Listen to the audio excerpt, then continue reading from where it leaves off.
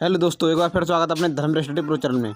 आज की वीडियो हम क्लास 12th और हमारा चैप्टर है नागरिक शास्त्र चौथा, ठीक है, जिसका नाम है सत्ता के वैकल्पिक केंद्र। ठीक है, हम इसके बारे में जानेंगे। ये हमारा इस चैप्टर का पहला पार्ट है, यानी कि पहला वीडियो है। ठीक है, चलिए शुरू करते हैं।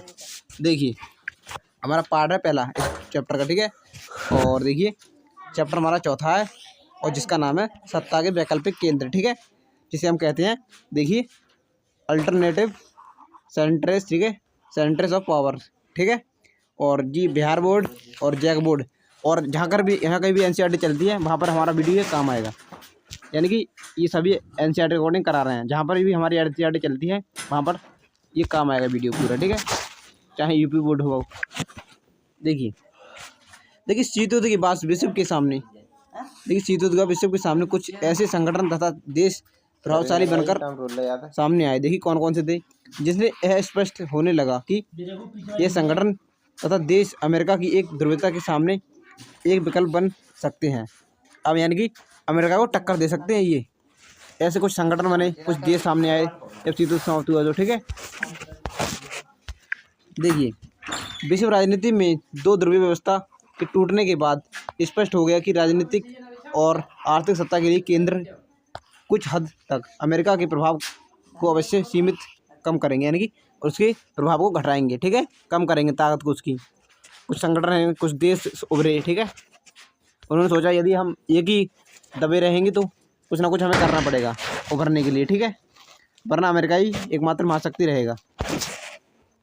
देखिए सत्ता के नए केंद्र, देखिए जैसे कि कुछ देश आए और कुछ संगठन आए। जैसे कि देखिए हमारे देश भारत, रूस, जापान, चीन, इजराइल, दक्षिण कोरिया। ठीक है, और देखिए और हमारे संगठन देखिए कौन कौन से हैं, तो यूरोपीय संघ, इनके बारे में हम जानेंगे डिटेल से, और आसियान, और देखिए दक्षिण जिसे हम सार्क भी कहते हैं, और ब्रिक्स। ठीक है, ये संगठन है 4, इसके बारे में जानेंगे सभी के बारे में। आपसे यही पूछता है एग्जाम में, यूरोपीय संघ पर टिप्पणी लिखी है या आसियान पर टिप्पणी लिखी है, दक्षिण पर टिप्पणी लिखी है। ठीक है, ये पूछता है। देखिए यूरोपीय संघ के बारे में देखेंगे, पहले संगठन के बारे में। ठीक है, यूरोपीय संघ, देखिए यूरोपीय संघ का एक झंडा है। ठीक है, जिसमें 12 सितारे हैं जो एकता का प्रतीक है यूरोपीय देशों के। ठीक है, देखिए अमेरिका ने यूरोप की अर्थव्यवस्था के पुनर्गठन के लिए बहुत बड़ी, देखिए क्या हुआ, बहुत बड़ी मदद की। इसे मार्शल योजना के नाम से जाना जाता है। अब क्या हुआ, जब यूरोपीय संघ द्वितीय विश्व युद्ध में यूरोपीय संघ, यानी कि जो यूरोप था, दो भागों में बटा हुआ था, पश्चिमी यूरोप और पूर्वी यूरोप।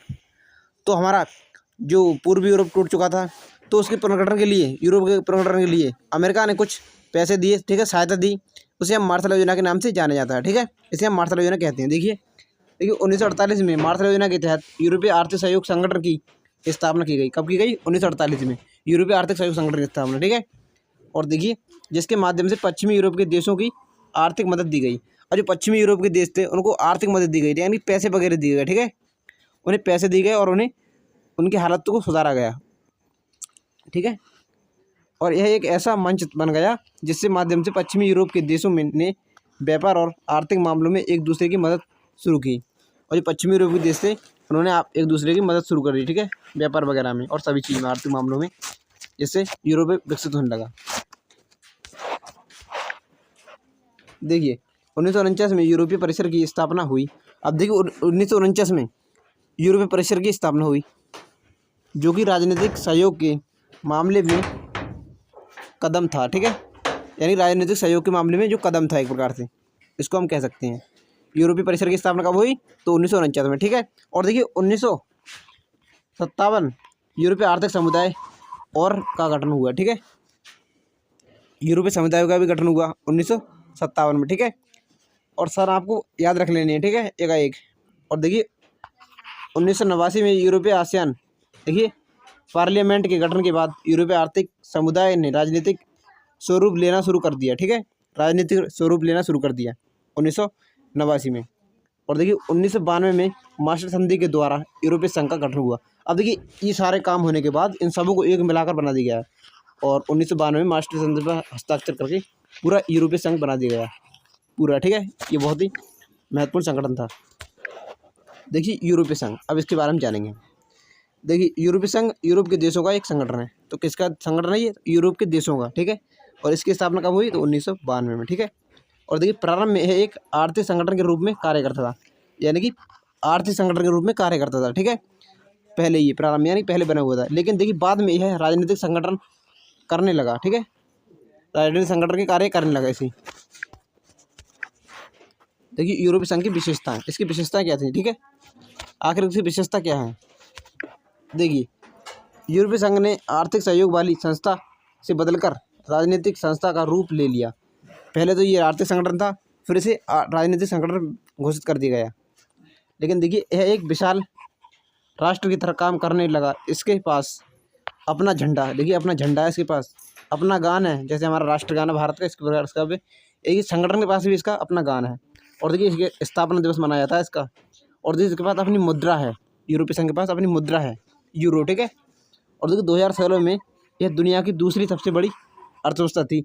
2016 में दुनिया की सबसे बड़ी यानी कि विश्व की, वर्ल्ड की सबसे बड़ी व्यवस्था थी, ठीक है, अर्थव्यवस्था। और देखिए इसका सकल घरेलू उत्पाद 17 अरब डॉलर है, ठीक है। अब देखिए इसकी मुद्रा यूरो अमेरिकी डॉलर के लिए प्रभुत्व के लिए खतरा बन सकती है। अब देखिए इसका प्राइस जो यूरोपीय संघ की यूरो को मुद्रा है उसका प्राइस अमेरिकी डॉलर के लिए भी खतरा बन सकती है। देखिए विश्व व्यापार में इसकी हिस्सेदारी अमेरिका से 3 गुना ज़्यादा है। अब देखिए जो विश्व व्यापार है यानी कि वर्ल्ड व्यापार, ठीक है, वर्ल्ड ट्रेड में इसकी देखिए हिस्सेदारी कितनी है? तो इसकी हिस्सेदारी 3 गुनी अधिक है, यानी कि अमेरिका से, जो भी अमेरिका से कुछ ज़्यादा है। अमेरिका इससे भी कम है, लेकिन अमेरिका से ज़्यादा इसकी है भागीदारी, ठीक है। देखिए इसकी आर्थिक शक्ति का प्रभाव यूरोप, एशिया तथा अफ्रीका के देशों पर है। अब देखिए ये संगठन है, इसके आर्थिक प्रभाव देखिए यूरोप के देशों पर है, एशिया के और अफ्रीका के देशों पर इसका प्रभाव, काफ़ी प्रभाव है। अब देखिए यह विश्व व्यापार संगठन के अंदर एक महत्वपूर्ण समूह के रूप में कार्य करता है। और देखिए इसका एक सदस्य देश, देखिए इसका सदस्य देश फ्रांस सुरक्षा परिषद का स्थायी सदस्य है। जो फ्रांस है इसका सदस्य देश है, ठीक है। तो ये सुरक्षा परिषद का स्थायी सदस्य है, ठीक है। और देखिए फ्रांस परमाणु शक्ति संपन्न देश है। अब देखिए जो कि सुरक्षा परिषद का स्थायी सदस्य है तो इसके पास परमाणु अस्त्र शस्त्र हैं, ठीक है। देखिए यूरोपीय संघ के सदस्य देशों की अपनी विदेशी नीति और देखिए रक्षा नीति है। अब देखिए इसकी अपनी विदेशी और रक्षा नीति है जो कई बार एक दूसरे के लिए खतरा हो जाती है। देखिए इसमें बहुत से देश हैं, ये भी है और देखिए ये भी है। तो कभी कभी क्या होता है, इसकी विदेशी नीति है, ये आपस में लड़ झगड़ते हैं तो इसके लिए खतरा बन जाती है, इसी के लिए, इस संगठन के लिए इसी की नीति खतरा बन जाती है। ये देश आपस में ही लड़ बैठते हैं कभी कोई, ठीक है। देखिए एग्जाम्पल देखिए इराक पर अमेरिकी हमले में ब्रिटेन हमले के साथ था। अब देखिए जो इराक पर हमला किया था अमेरिका ने, तो ब्रिटेन था तो इसके हमले के साथ था, ठीक है। लेकिन देखिए जर्मनी और फ्रांस इस हमले के खिलाफ थे, वो अमेरिका को इस हमले से नाखुश थे, ठीक है, अमेरिका के खिलाफ थे और वे नहीं चाहते थे कि इराक पर अमेरिका हमला करे, ठीक है। लेकिन देखिए ब्रिटेन उसके साथ था अमेरिका के, तो यह भी खतरा बन जाते हैं, अपने आप में आपस में लड़ बैठते हैं, ठीक है। देखिए यूरोप के कुछ हिस्सों में यूरो मुद्रा को लागू करने को लेकर नाराज़गी है।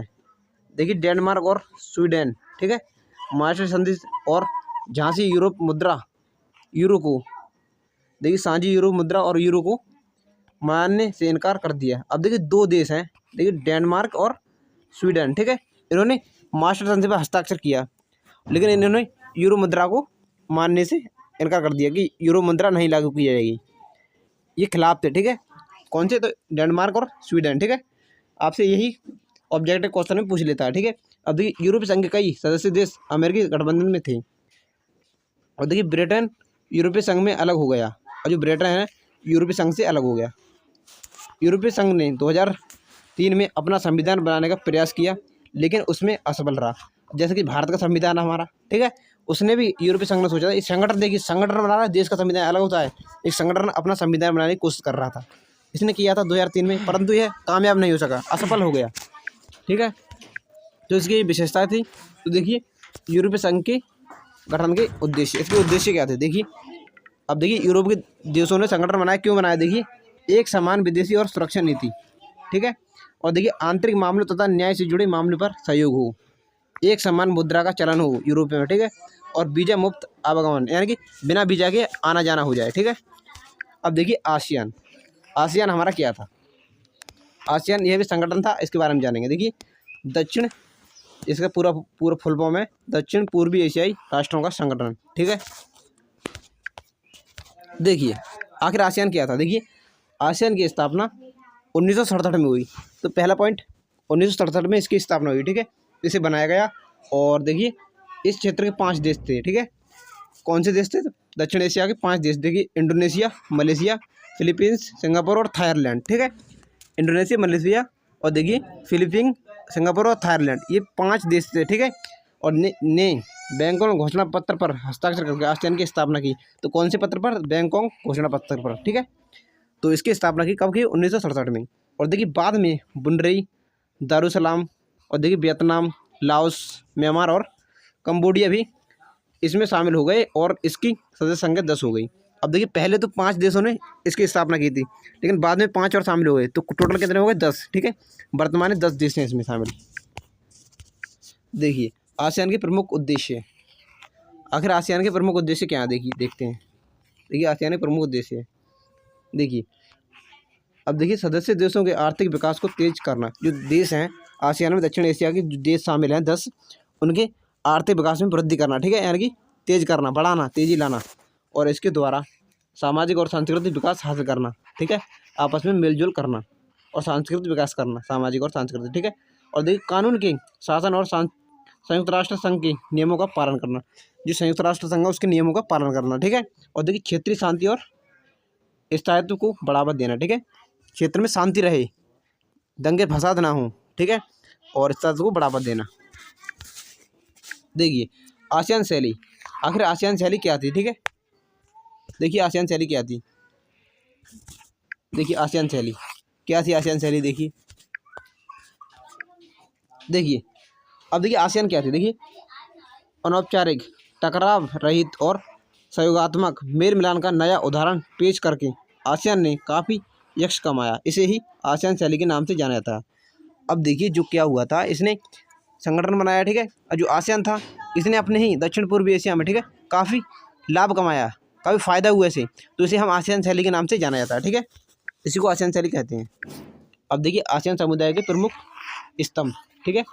आसियान समुदाय के कौन कौन से 3 स्तंभ हैं? देखिए पहला हमारा आसियान सुरक्षा समुदाय। देखिए अभी इसका क्या है, क्षेत्रीय विवादों को सैनिक टकराव तक ना ले जाने की सहमति पर आधारित है, यानी कि जो क्षेत्रीय विवाद हैं उनको बातचीत से हल करना, सेना तक ना पहुँचे, लड़ाई झगड़ा ना हो, ज़्यादा विनाश ना हो, ठीक है, और बातचीत से हल करना। देखिए आसियान आर्थिक समुदाय का उद्देश्य। देखिए आसियान देशों का साझा बाजार और उत्पादन आधार तैयार करना, ठीक है, इस क्षेत्र के सामाजिक और आर्थिक विकास में मदद करना, यानी कि आपस में ही सदस्य देशों से व्यापार को बढ़ावा देना, ठीक है, एक दूसरे से व्यापार को बढ़ावा देना, तो इससे विकास हो सके आर्थिक, ठीक है, यानी कि विकसित हो सकें। अब देखिए आसियान सामाजिक सांस्कृतिक समुदाय। अब देखिए इसका उद्देश्य है कि आसियान देशों के बीच टकराव रहित जगह बातचीत और सहयोग को बढ़ावा दिया जाए, ठीक है, सांस्कृतिक विकास हो और सामाजिक विकास हो, ठीक है, इसका ये उद्देश्य है। अब देखिए आसियान क्षेत्रीय मंच। आसियान क्षेत्रीय मंच क्या है? देखिए आसियान क्षेत्रीय मंच की स्थापना 1994 में की गई थी। कब की गई? तो 1994 में। आसियान क्षेत्रीय मंच की स्थापना कब? तो 1994 में। अब देखिए इसका उद्देश्य आसियान के देशों की सुरक्षा और विदेशी नीतियों की तालमेल बनाना है, यानी कि आसियान देश है उनकी सुरक्षा करना और विदेशी नीतियाँ हैं, ठीक है, जो सभी 2 देश मिलकर लेते हैं विदेश की नीतियाँ, ठीक है, यानी कि बहुत से देशों जो विदेशी नीतियाँ होती हैं मिलकर की जाती हैं बहुत से फैसले देशों द्वारा, तो उसमें तालमेल बनाना, ठीक है। अब देखिए आसियान की मौजूद आर्थिक स्थिति खासतौर से भारत और चीन जैसे तेजी से विकसित होने वाली एशियाई देशों के समय साथ व्यापार और विदेश के मामले में प्रदर्शित होती है, ठीक है। अब देखिए आसियान ने विदेश श्रम और सेवाओं के मामले में मुक्त व्यापार क्षेत्र बनाने पर भी ध्यान दिया है, ठीक है। और देखिए अमेरिका तथा चीन ने भी मुक्त व्यापार क्षेत्र में रुचि दिखाई, ठीक है। और देखिए 1991 के बाद भारत ने पूर्व की ओर देखो की नीति अपनाई और भारत ने आसियान के 2 सदस्य देशों सिंगापुर और थाईलैंड के साथ मुक्त व्यापार का समझौता किया। तो कौन से 2 देश थे? सिंगापुर और हमारा दूसरा था थाईलैंड, ठीक है, मुक्त व्यापार की यानी कि नीति अपनाई, एक दूसरे से व्यापार हो सके देशों से, ठीक है, और जो आसियान के सदस्य हैं। और देखिए 2009 में भारत ने आसियान के साथ मुक्त व्यापार समझौता किया, जो 1 जनवरी 2010 में लागू किया गया।